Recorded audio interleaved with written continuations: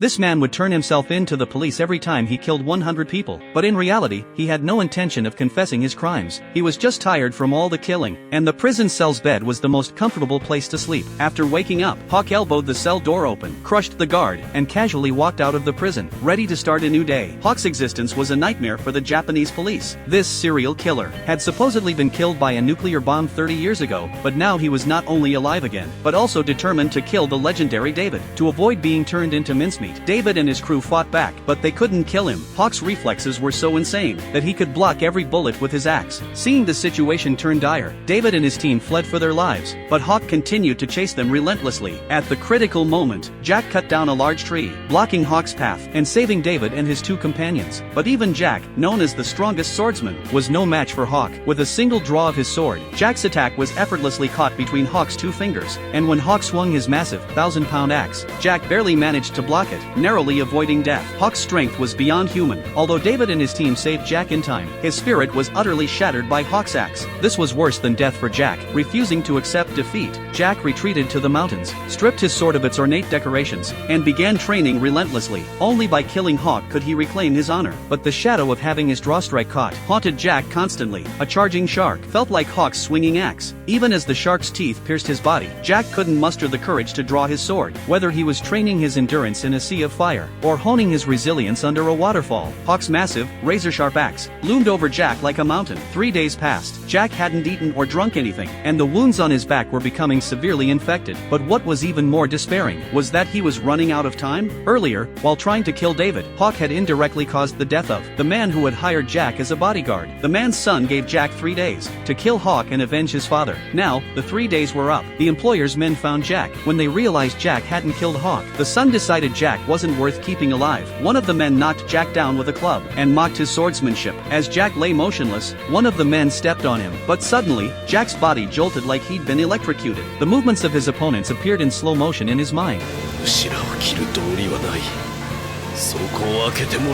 The men, thinking Jack had been beaten senseless, raised their iron rods to strike him, but in an instant, Jack drew his sword, moving like lightning through the crowd. No matter what attack came his way, he had already predicted it. Jack cut through his enemies, leaving them all crippled in his wake. But there was one attack he didn't dodge. When the employer's son fired a shot, Jack didn't move. He took the bullet as repayment for the debt he owed his former boss. Then, with a flash of his blade, he cut the gun barrel and the man's hair clean off. Now, all that was left was to defeat Hawk and reclaim his honor.